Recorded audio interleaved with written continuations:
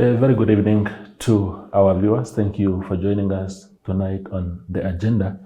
My name is Epangelo, your host. Tonight on the platform, we are graced by the presence of Finance and Public Enterprises Minister Ipumbu Shiimi to bring us up to speed with the country's economy and related industries.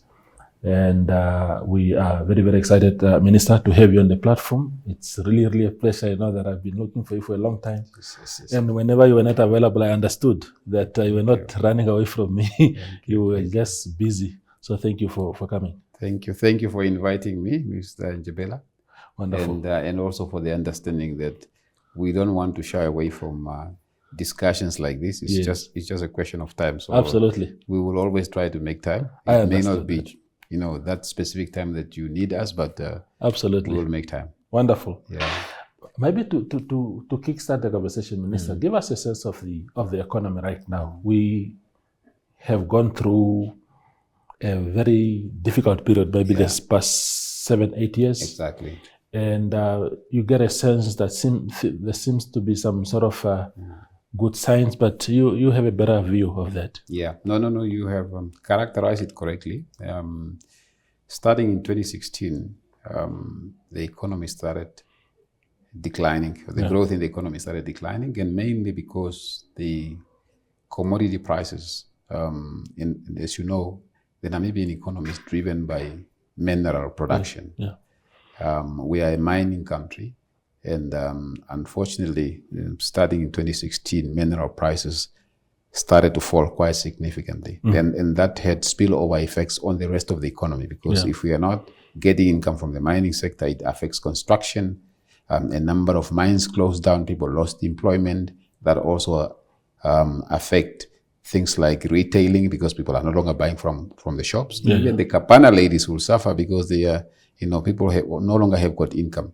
So, and that has been a challenge since 2016 up to 2020 when COVID came. It actually found us in a very weak spot. And it just added oil to the injury, so to speak. So for the first time, our economy in 2020 declined by about 8%. That's something we have not seen before. Absolutely. Because COVID really reduced economic activities. We couldn't move, we couldn't go to work, we couldn't go to restaurants, and that destroys livelihoods on economic activities. But fortunately, things have started to improve now. Starting in 2022, we started to see the growth in the economy becoming more positive. In fact, the economy registered a growth rate of about 5.5% in that year. So we in fact, it also in fact in 2023. The economy also registered a positive growth rate. Started in 2022, 2023, and even going forward in 2024, we expect growth to be much better than the period of 2016, 2020. Yeah. What is driving this recovery? So the recovery generally, the mineral prices have recovered. So we have seen prices for things like uranium, for instance, have increased, and uranium has been very, the price has been very low since 2011. So it has now increased quite significantly. But generally, commodity prices have recovered. But also after COVID, activities such as tourism have also improved quite significantly. We are seeing more tourists coming to Namibia.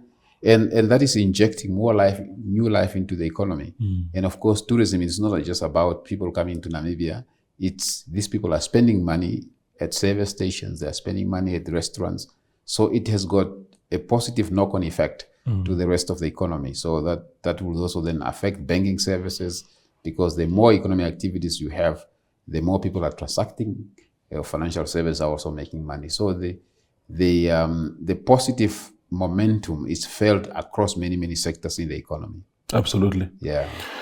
Speaking of that, of the fact that our economy is primarily mineral driven. Yeah. what is happening at Epangelo Mining? I always wondered, because this is the entity that is supposed to be at the center of all these activities, grabbing small stakes into different deposits, and overall it can then be that key entity. But I don't know whether it's just my own naivety, but I don't see much about Epangelo. What is happening there?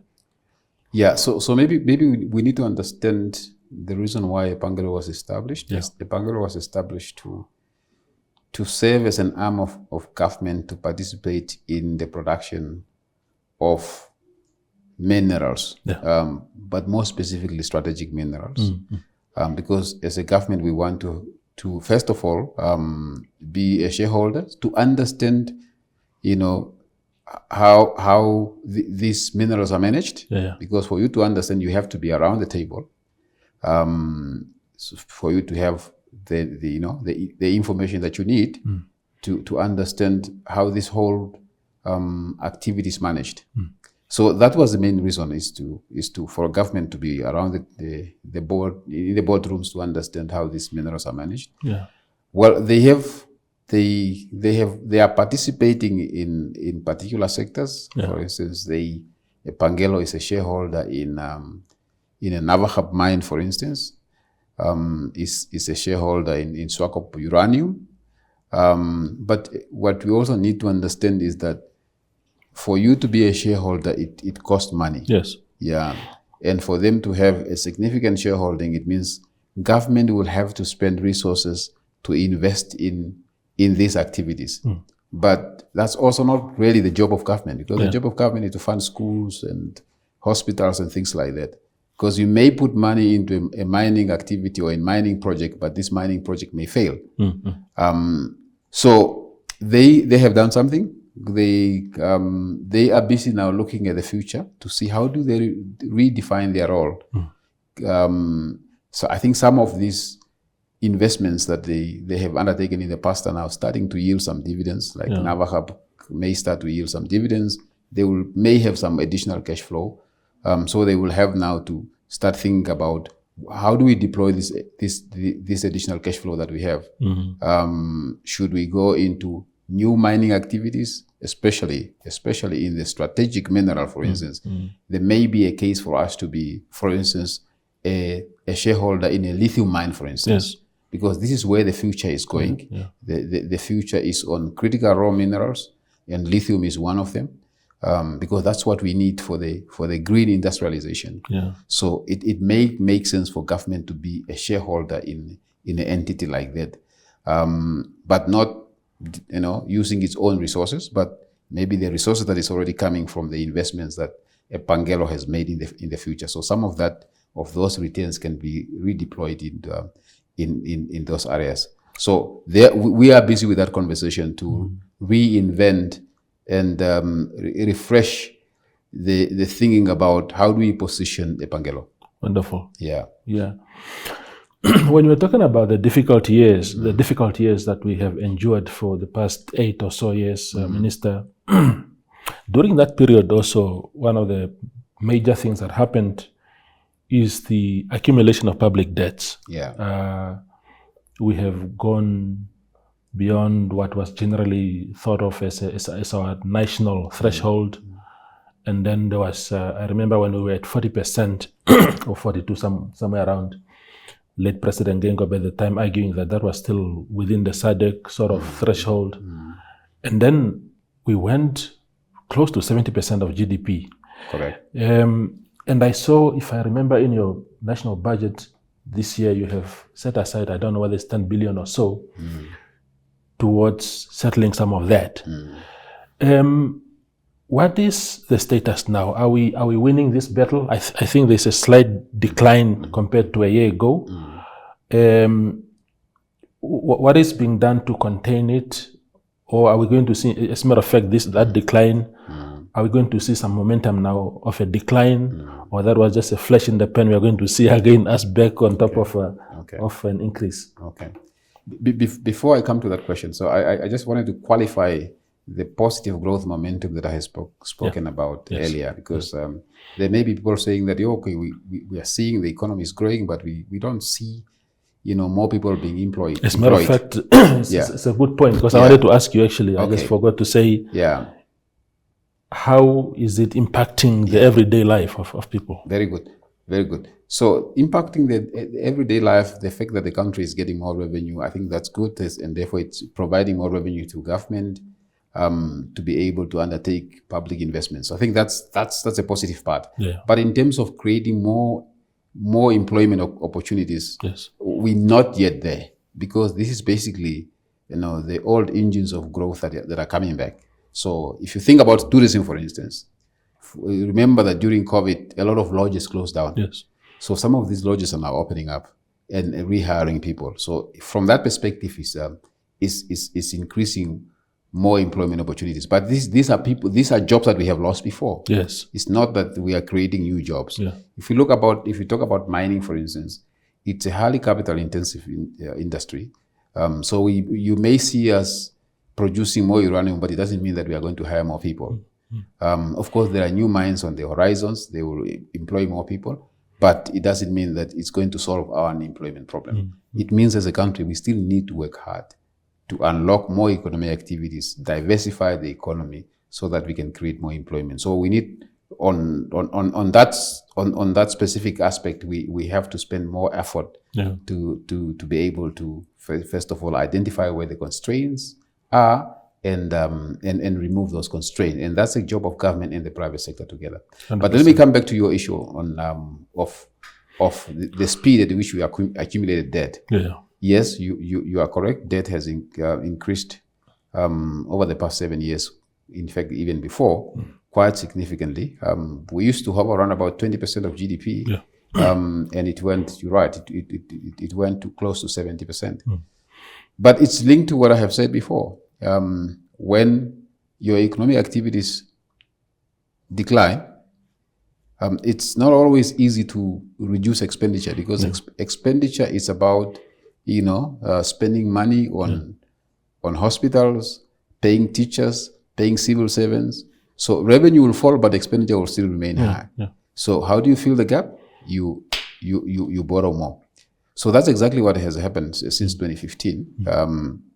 And even before that, that revenue was declining for government to be able to undertake or to pay for these expenditures. It had to borrow. But then government also then took a deliberate decision that we need to start scaling down our expenditure slowly. That's why you, for instance, heard that government was looking at the wage bill, for instance. Should we continue to hire more people, or should we actually reduce the number of people that we are going to hire? And that has worked to some extent, although the speed has been a bit small, a bit small. But if you look at the number of public servants, for instance, it has come down quite moderately. And that's when you hear government talking about consolidation. It's really to ensure that we reduce the level of expenditure. For traveling, for instance, I remember, I think, before, the travel budget of government was in the region of 600 million. It has come down quite significantly. So now it's sitting in the region of about 250, 300 million. So those are all efforts that government has undertaken to reduce spending, to be able to live within our means. So that's one. The second thing is now going forward, or when the economy started to grow, it means we are generating more income, and that income is not being. We are not increasing our expenditure to the same extent. Because if you increase your expenditure to the same extent, it means that gap is just going to continue to be there. So what we have done is that we kept expenditure. We are reducing the expenditure. We're keeping it to the minimum, and that additional revenue that we are generating. Or part of it, of course, it's to reduce the amount of borrowing that we're going to undertake. So the amount of borrowing, the quantity of the loans that we are taking, we are still borrowing, but the quantity is becoming smaller. And because the quantity is becoming smaller, debt as a percentage of our income it's declining. So it's no longer close to 70%. Yeah. It's now close to 60%. Wonderful. And going forward, we want to continue with a strategy that is going to continue to reduce debt below 60%. When the president was talking about the SADC benchmark, yes, Yeah. the SADC benchmark is 60%. Yeah. So that's what SADC considers reasonable. We overshot that. We went, as you said, we went to 70%. We are now back to 60. We are around the SADC threshold or benchmark, but going forward, we actually want to reduce it further. So if you look at our medium-term expenditure framework, debt is actually declining as a percentage of GDP. Yeah. But what I need to highlight though is that so people look at debt in absolute terms, they look at the amount of money that we have. That is still going to increase. Yeah, because anytime you have a difference between revenue and expenditure, you will have to borrow. It's a speed of borrowing and the quantum that you are borrowing that is declining. It's not the amount. Yeah. It's not that we are not borrowing at all. We are still borrowing, but we are borrowing less and lesser amount, and that's why our debt as a percentage of our income is declining. Yeah. Wonderful. Again, so when it comes to debts, there used to be this speculation for a long time. You know, China, we are owing China debts. We are selling the country to China. And then there was some very important reports that came out of government that actually showed that China is actually one of the least owed countries to our government. So who do we owe? Who is sort of our biggest creditor, if you like? Yeah, very good question. Our biggest creditor is you and me and other Namibians. Yeah. So if you look at the composition of Namibian debt, about 75 is actually domestic debt. Yeah. So who are the creditors? The pension funds. Your pension fund buys government bonds and treasury bills. Yeah, because they are looking for investments. Yeah, and they are looking for long-term investments outlets, and government is one of those investment outlets, because government says, I want to borrow, so they saying, okay, we like the returns that government is paying, so we are going to lend money to government. So you and I are actually lending to government. So 75% of the debt that Namibia has belongs to Namibian citizens. Okay. Through our pension funds, our insurance fund, through the money that we have in banks, the depositors' money, because banks also buy these credit instruments, the bonds and treasury bills from government, because they need it as an investment vehicle. Yeah. So that's the domestic part. So then the foreign part, it's now the remaining with the 25%. Now, if you look at the foreign part, for instance, the biggest one will be the Eurobond, which is close to about 14 billion. Yeah. So it's not owed to China. This Eurobond is investors from all over the world. The Americans, the UK. You may even have some African entities that have invested in this Eurobond. Because this is really, you invite everybody to invest in this instrument. Yeah. So that's the biggest foreign one. So if you look at the amount of money that we owe to China, it's about 1%. So it's very, very small. Yeah. So this notion and this perception that Namibia is heavily indebted to China, it's actually not correct. It's not accurate. It's yeah. So the amount of money that Namibia owes to China, it's quite small. As I said, it's 1%. Yeah. I think in absolute terms, it's probably something less than 2 billion. I think it's something close to 1.8 billion. Okay. Namibian dollar. Now, versus the debt of the country, which is close to 140 million. Yeah, or billions, not million. 140 billion. Yeah. It makes sense. The Eurobond is coming up. I think it's October 2025 or something like that. And that's quite a huge amount of money. How are we doing ahead of that deadline? Yeah. So what we have been, first of all, this is not the first Eurobond that is maturing. Maturing means that the deadline for payment is coming. So we had one that we retired in 2021. Was it 2021? I think we borrowed it in 2011. Yes. Yeah, 2021. So that one was fully repaid. Yeah. So we have experience in paying our Eurobonds. So that was 500 million US dollars. So the next one is slightly bigger than the previous one, which costs 750 US dollars. Close to about, as I said, close to about 14 billion American dollars. So what we have been doing is that we have been putting some money aside, and we'll continue to do so until the date of repayment. So we will pay off some of the bond. So close to 500 US dollar, we'll pay it off because or from these savings that we are putting aside. Yeah. So then there will be a reminder of 250. That's that one we're trying to see. Should we convert into a domestic bond, for instance? Maybe our pension funds here are looking for some more domestic instruments, so we can borrow from them and repay. Yeah. So that's the only part that we're trying to see how best, and that's a small problem to manage. But you are confident you beat the deadline? We will definitely beat the deadline. We will not default on our debt. Absolutely. Yeah. Minister, before you go for a break, let's engage on the state of public enterprises.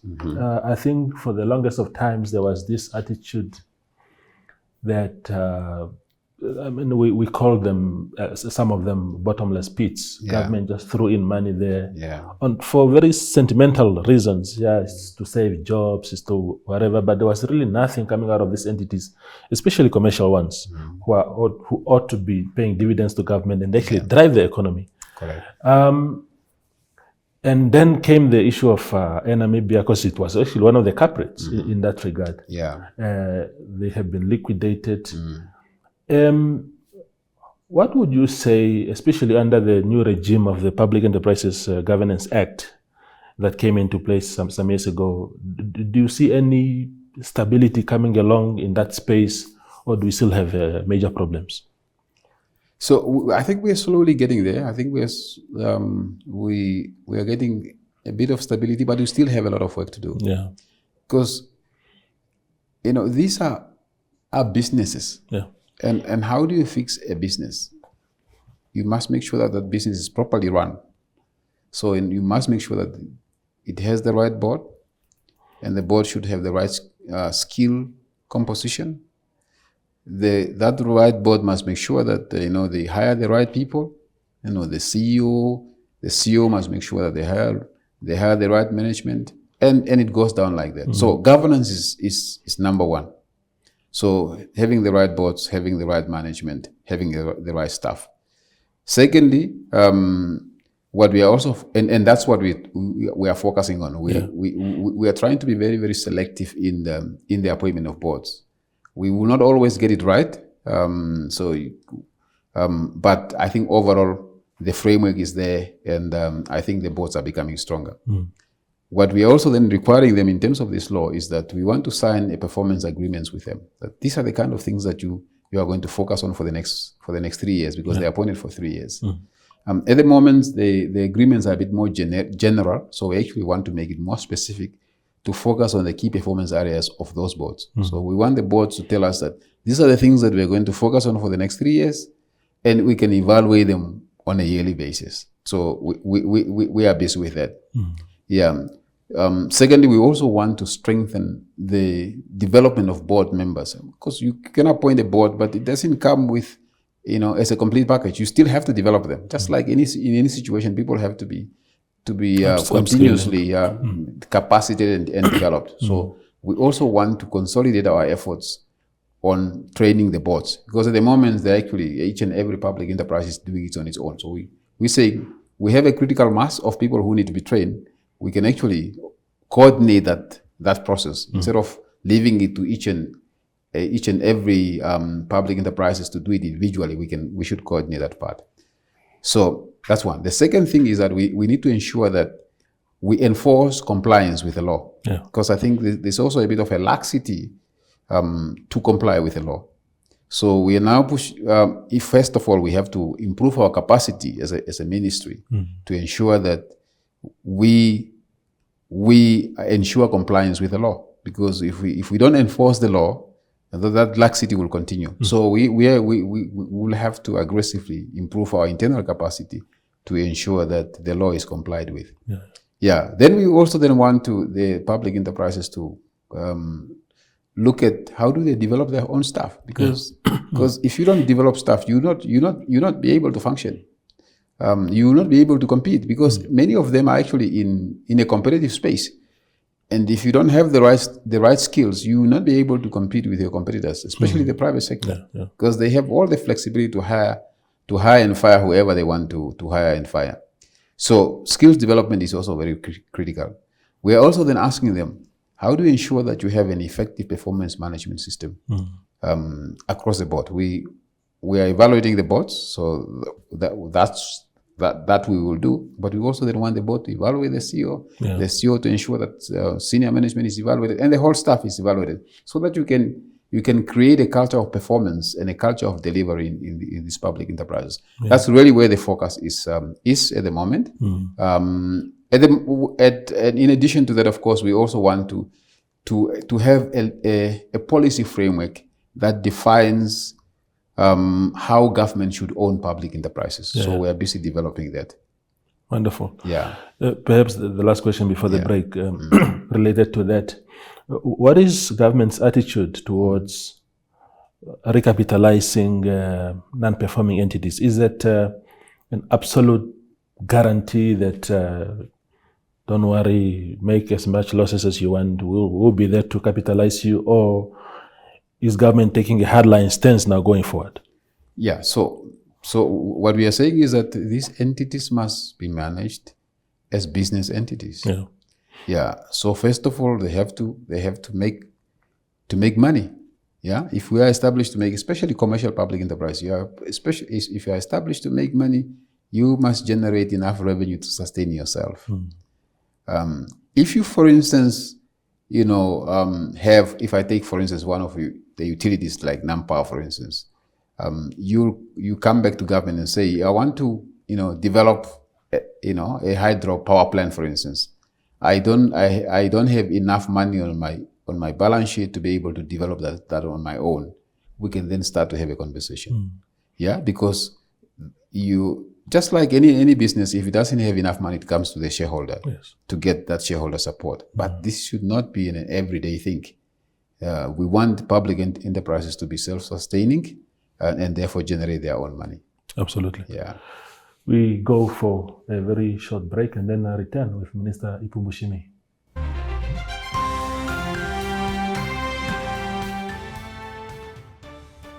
The Ministry of Environment, Forestry and Tourism, in collaboration with the Namibia Tourism Board and the Ondonga Traditional Authority, will be hosting the Itotha Carnival at the Kangonde Salt Pan in the Oshikoto region from 27th June to 1st July 2024. Expect a fun-filled weekend including traditional dishes, cookout competitions, totem parades, traditional games, horse riding, skydiving and quad biking. Accommodation facilities will be available at cost. The Itotha Carnival, celebrating our ancient heritage.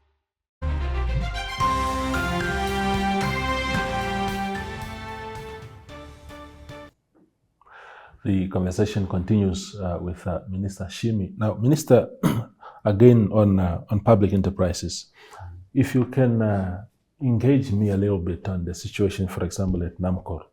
It's a very critical institution of our country, especially at this moment of oil discoveries and stuff like that. Everybody's going on. How ready is this entity to carry us as a country in this critical period that we are facing, amid many issues that are being reported at Namcor? The MD has been on suspension for, I suppose, a year, no, more than a year now. I think 15 months. I think he was suspended in April or so last year. And then the board, there were issues there. The board the chairperson arrested. Of course, that board is now also phasing out, and the new one is coming in the coming days. There's an Angolan deal with Namcor that, as far as I'm concerned, is hanging in the balance. We don't know really what is happening in that regard. Money was paid to Sonangol, and we don't know where that what the status is. And what makes me wonder, Minister, is regarding the MD who is on suspension. Okay, first, you have two MDs being paid. One is on suspension, and then the interim, Mr. Wanguta, who was brought in to lead the entity. Those are two salaries that are being paid. Correct. But we are also hearing that in the case of Mr. Mulunga, that Namcor is actually negotiating a severance package with Mr. Mulunga. It means he's either not guilty and therefore he must be reinstated, or he's guilty and shouldn't be entitled to any severance package. If you can sum up the situation at Namcor. Yeah, so I think it's a loaded question. There's so many things there, but there are many questions in your one question. Yeah, and some of the details I will not be able to provide because as you know, yes, you're right. There are problems at Namcor, and you have seen, for instance, the board taking action on particular matters. As you said, the CEO is on suspension. They instituted a disciplinary hearing that started last year. Unfortunately, it went on for a long time. It was only concluded, I think, in March. So now the chairperson of the disciplinary hearing has to take a decision, has to pronounce his decision on the matter. So I will not be able to comment on that because that's something that we are all keenly waiting for. We are keenly waiting for the conclusion of this this disciplinary hearing because, as you say, it creates a lot of uncertainties. You cannot take, for instance, the decisions on whether you have to fill the position of the MD or whether the other MD, the other MD is coming back. So we want this matter concluded. But you have also, seen that there were irregularities that were found at Namcor. Yes. Yeah. Number of people, first of all, a number of them have been put on suspension. So the management is taking action. So I think my last count was about 8 people were actually on suspension, and some have resigned.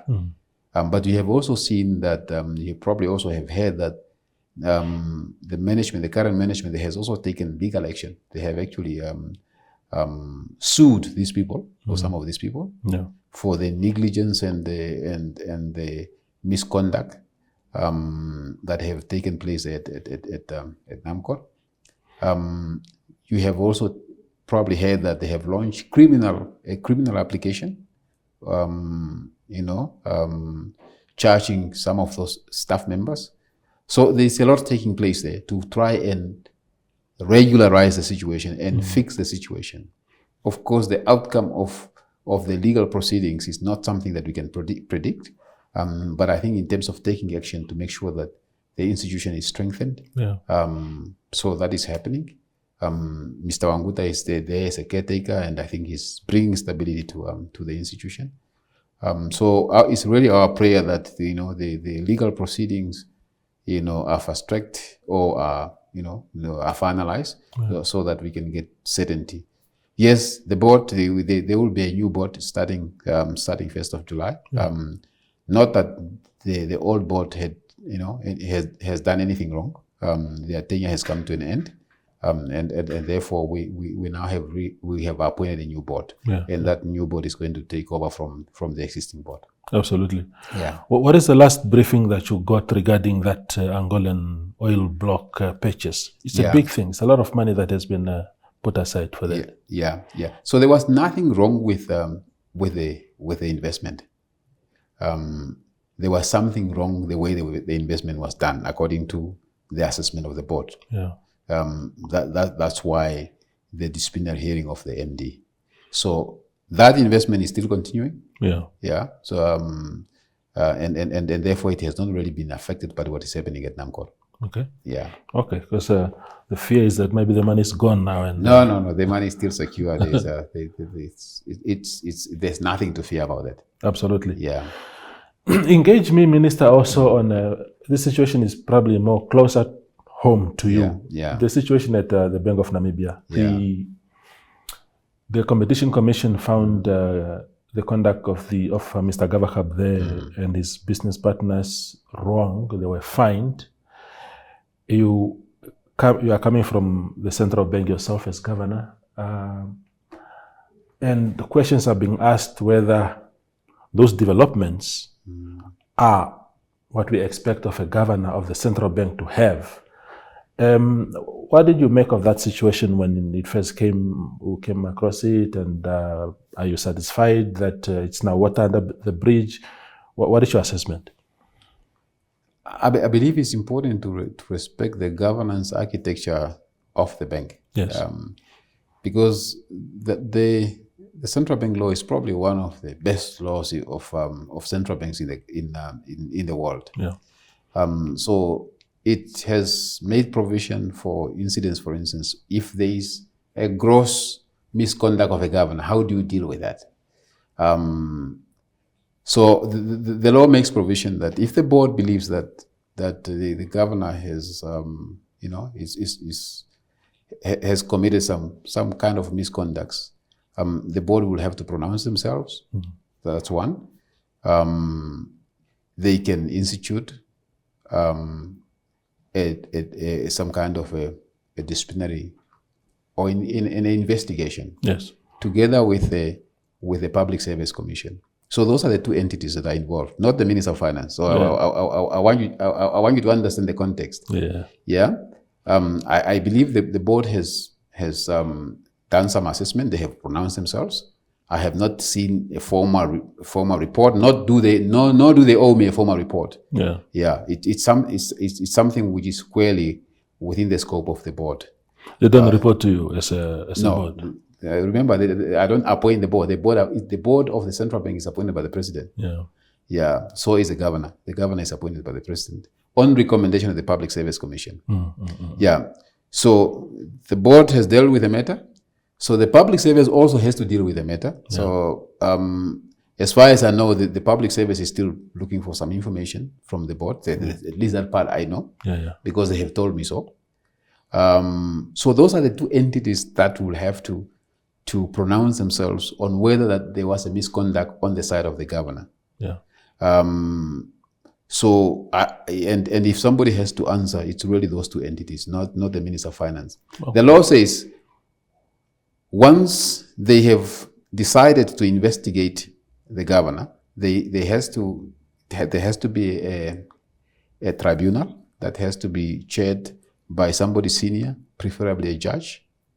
That tribunal will have to do the assessment and the investigation and report to either the board or the Public Service Commission. Now, and when the Public Service Commission takes a final decision, before they recommend something to the president, because the president is the appointing authority, they will have to consult with the Minister of Finance. Only at that stage, they will then come to me and say, this is what we want to do. This is our view. We have investigated this issue through a tribunal. This is a recommendation from the tribunal, and we have looked at the recommendation, and this is what we want to do. What's your input? Yeah. Only at that stage, they can come to me. Okay. So they have not yet come to me in that regard, because I think as I said, the board has pronounced itself, but the Public Service Commission is probably formulating their position on the matter. Yeah. So they will be the competent authority to answer that question. Okay. Yeah. But as someone who sat in that position, you agree that, and this is not about Mr. Gavahab now, as a principle, you have to be beyond reproach as a governor of the bank. Certainly. Anybody in a position of responsibility, you have to ensure that you do your work in a way that is going to create trust among the Namibian people, because they have put that responsibility into you to save their interest. I believe the governor is doing that, so I'm not here to pronounce myself that to say that he's not doing that. Yeah. But in terms of this particular matter, the people who really have to pronounce themselves in terms of the procedure of the law is the board and the Public Service Commission. Absolutely. Yeah. Let's talk about oil, Minister. What is the latest update that we have in our march towards production? Where do we stand now as a country? or is it far? Maybe production is even a far away stage. But where do we stand in all these things? The searches, the explorations, the everything. Yeah. So I believe the people who have better information than or who have got information on oil is the Ministry of Mines and Energy. From what we are hearing is that from the Ministry of Mines and Energy is that there are companies that discovered oil, or groups that have discovered oil. They are now assessing this data to see whether this oil is commercially viable. So you may have a lot of oil in the ground there, but would you be able to pump it out commercially? So somebody gave me this analogy.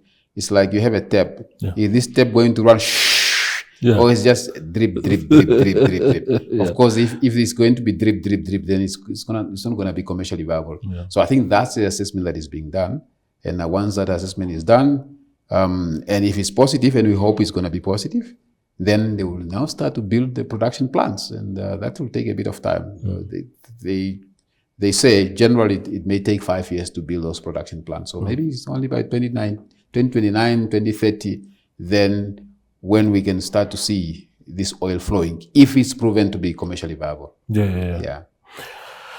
The debate, Minister, around oil is Namibia's stake in it. People are saying, this is our resource, it's in our ground or our ocean. And our stake in those blocks are very minimal.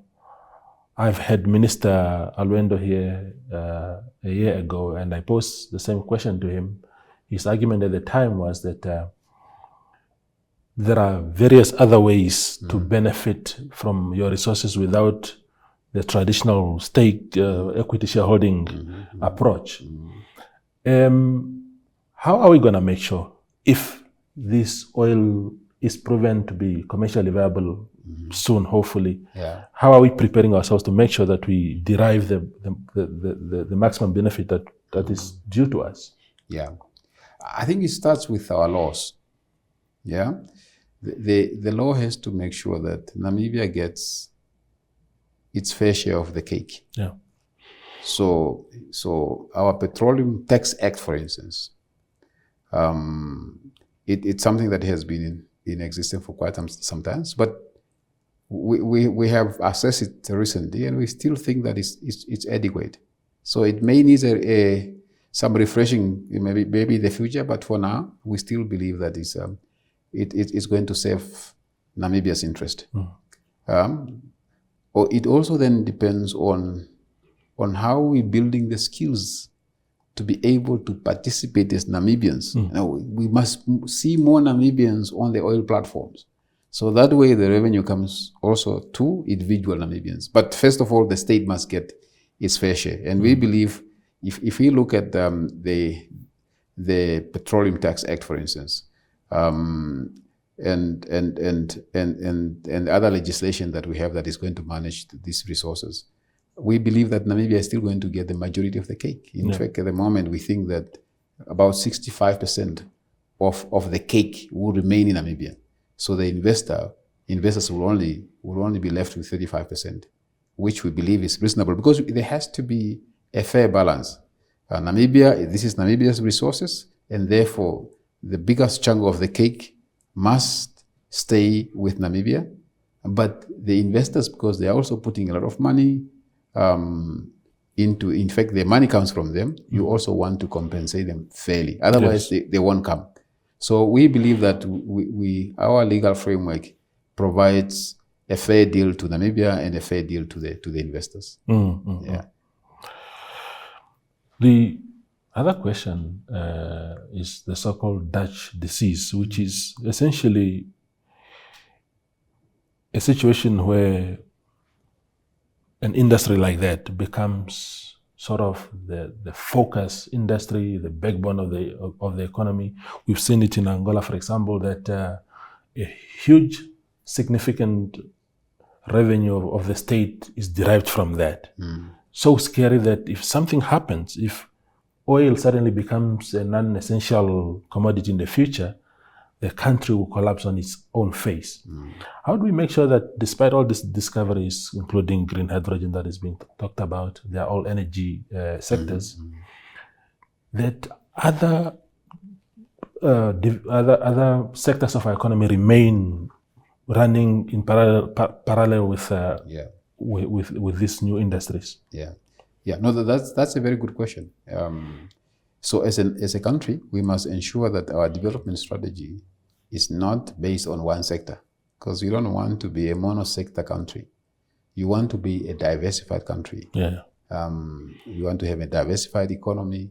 Any country that has actually made progress in development is a country that is well diversified. If you're only going to rely on one commodity, you are exposing yourself as a country to a very, very high risk, because if anything, like you said, if anything happens to that specific sector, economic activities are going to disappear. So our development strategy must ensure, and this is what is going to be in NNDP 6, must ensure that we aggressively diversify the economy. We must continue to diversify the economy so that we have more economic activities from different sectors, in agriculture, in tourism, in manufacturing. That's the only way that you can have sustainable development. Absolutely. Minister, the budget that you tabled this year was, for me, one of the best that I've seen. Is that what we're going to see from Ipumbu Shiimi going forward, or is this a 2024 thing? It's election year. Mr. Ipumbu wants to appease everybody, and then 2025 we are back to the previous times. No, it has got nothing. First of all, it has got nothing to do with Ipumbu Shiimi, and it has got nothing to do with elections. The budget must speak to the priorities of the countries. So, what are priorities? What is in this budget? First of all, it's looking at funding our priority sectors, education and health, but also more importantly, we're also bringing in the element of housing, because you know that we have a serious housing backlog. We started as a government working on a new housing policy, which was approved by Cabinet last year, in November last year. So the budget must respond to that. So the budget is really responding to government priorities. So housing is a new area that where we are going to focus and put more resources in that particular sector. But we're also then saying that when it comes to infrastructure, for instance, water, for instance, this is a drought year. So we have doubled the budget of water. It's now standing at 2.2 billion because this is a drought year and our people need water. So it has got nothing to do with elections. If you don't give people water, they're going to die. Whether there are elections or not. Whether there are elections or not, we must respond to the needs of our people, and that's really what this budget is doing. The other part, apart from the priorities, the other part is also looking at how do we help the households who is experiencing some hardships. That's why, for instance, we said let's lift the tax threshold, because inflation has been on the increase for the last 5 years, and therefore the real income of people has come under pressure. So let's give them some kind of a relief. And this is something we started with already in 2023. We started increasing in fact 2022 we started increasing the cash grants that is given to the beneficiaries of what used to be called the food bank. Yes. Yeah, because inflation, remember with the war in Ukraine, inflation shot up. Things like cooking oil became very, very expensive. People really experienced a hardship. So the response of government was that, how do we help the poorest of the poorest? Yeah. So we increased that allowance. And then in 2023, we increased the allowance of the child grant, which was not increased for the last 10 years. So that was done in 2023. So we also increased it by 500. But we also then at the same time increased the old age pension in 2023. So we're just continuing on that path. Yeah. That households are experiencing difficulties, economic difficulties, because of higher prices. Let's give them a relief. So it has got nothing to do with elections. The company tax, for instance, it's again, we have been saying that we need to be competitive. We want to attract more investments. Yeah. Again, we are coming back to your earlier question of diversification. We can only diversify the economy if we can get more investments into the country. So let's reduce our company tax so that we can make it more competitive to attract more investments into Namibia. So this is the thinking. It's responding to the priorities of the country and help households to cope with economic difficulties. Absolutely. Yeah. I have two more questions for you, Minister. One is related just to old age pension. It's this huge debate. Yeah. The late president, in his, I suppose, this final address to the nation in December 2023, spoke about his wish to increase this old age pension to $3,000 before he leaves office. Yeah. And then in April, I don't know at what occasion, you said that is going to be essentially impossible for now. Yeah. Because it's going to cost us about 15 billion or so. Yeah. Then the vice president, the current vice president, recently said she wants to deliver the wish of the late president. Yeah. What is what here? I think we are all aligned. We are all aligned. So I think the president's wish was that, for old age pension to increase. And we all support that. Yeah. And that's why we have been increasing the old age pension. Yeah. Can we do it in 1 year? No, we can't afford it. And I think that's the same view of the vice president. She says in her presidency, when she's elected, she'll want to fulfill the aspirations of the president. Did she say she's going to do it in 1 year? I didn't hear her saying that, because that isn't going to work. Yeah. As I said in my budget presentation, I think when I was delivering the budget statement, is that for you to increase it to 3,000, you need an additional. If you include pension and child grants, you need additional something close to 15 billion. That is more than the current budget of the Ministry of Health, because the current budget of the Ministry of Health is about 10.9 billion. That is almost close to the budget of the Ministry of Education. Does it mean that you should close, all our public hospitals to divert that money to old age grant? No, that's not. I don't think that's what the president wanted, and that's not what the vice president wanted. But the idea is that we are going to move there. When resource permits, if we can do it, maybe if we'll find additional resources one day, maybe oil comes, we can do it in 1 year. Yeah, but it's not something that you can do in 1 year now.